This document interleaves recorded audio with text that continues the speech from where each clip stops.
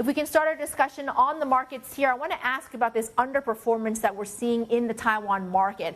Just to compare with some of its peers here in Hong Kong, we are up almost 12% year to date.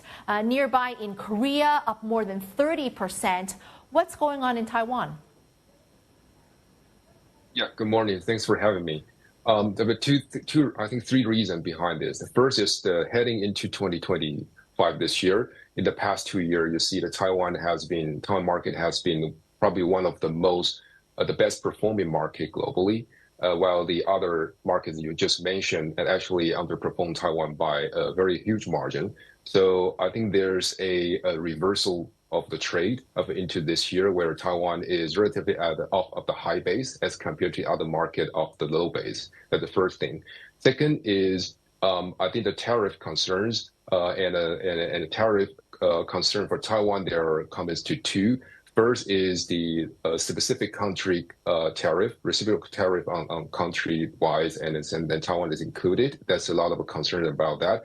Second is there's potentially some semiconductor tariff that Mr. Trump has been talking about. So it's the two sides of the concerns on the tariff side, which is more than the other country, which probably just only worry about the country-specific tariff. So that caused a lot of the concerns and a negative sentiment from the investors. And the third reason is that the Taiwan dollars has appreciated like 12% since April Liberation Day to date. And then because Taiwan is an exporting economy, and a lot of the companies, particularly technology company, they collect the revenue in US dollars, but most of the cost is still conducted in a local currency.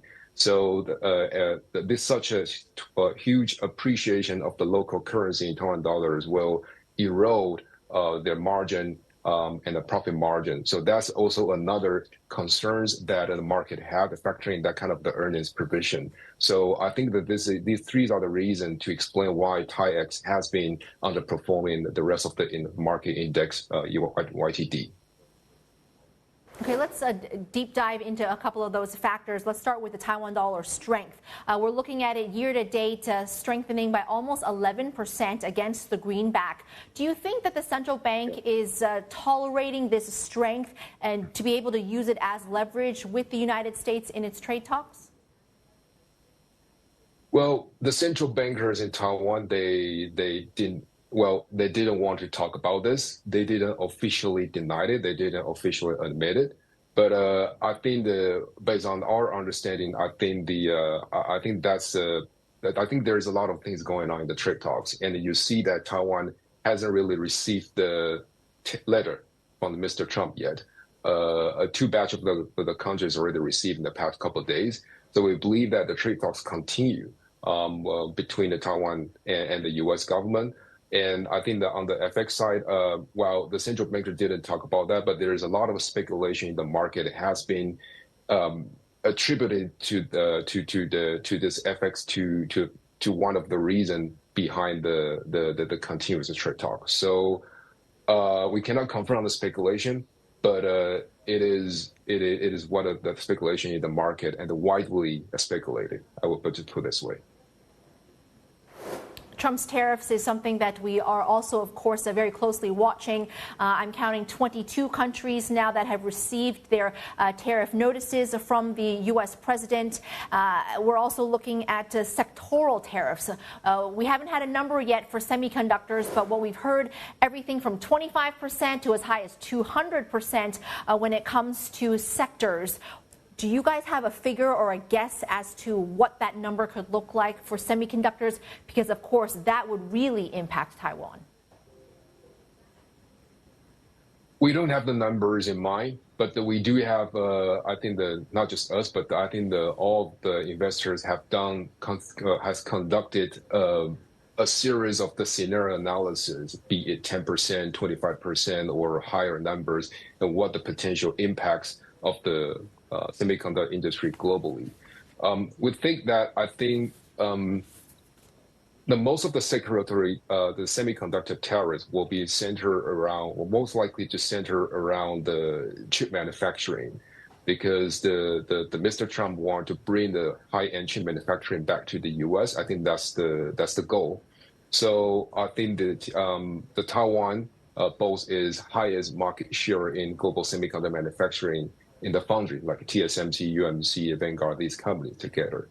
So on this, if you look at these companies, be it the numbers tell to be like 10, 15, 25 or higher numbers, we believe that given that Taiwan companies has hold a very high market share and they are irreplaceable in some of the advanced technology nodes, so which means that they have better bargaining power. So if there is any tariff on the cost side, we believe that these companies in Taiwan, they have a high ability to pass over the cost.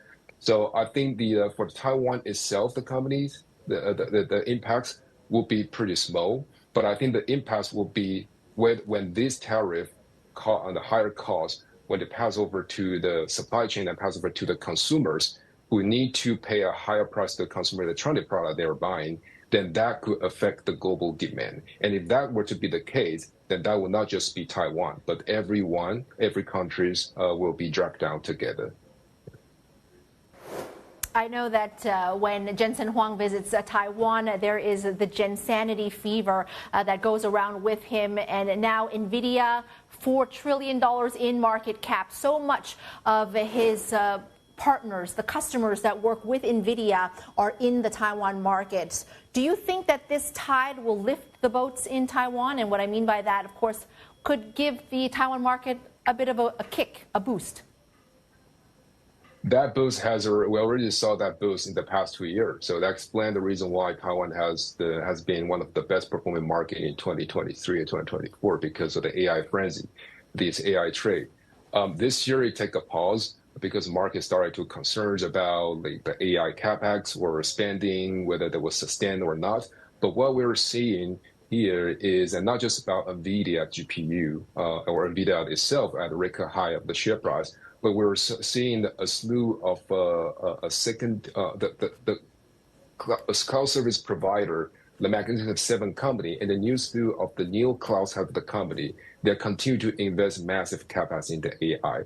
And Taiwan is the front and center of the AI supply chain, supply a lot of the components required for the AI infrastructures. So we believe that after taking some pause in the first half of this year, we believe the Taiwanese companies still stand to benefit from the whole AI thing, not just NVIDIA, but all the other custom chipset designed by all the hyperscalers. Those are also growing very fast. So we do believe that Taiwan will continue to benefit from this AI uptrend.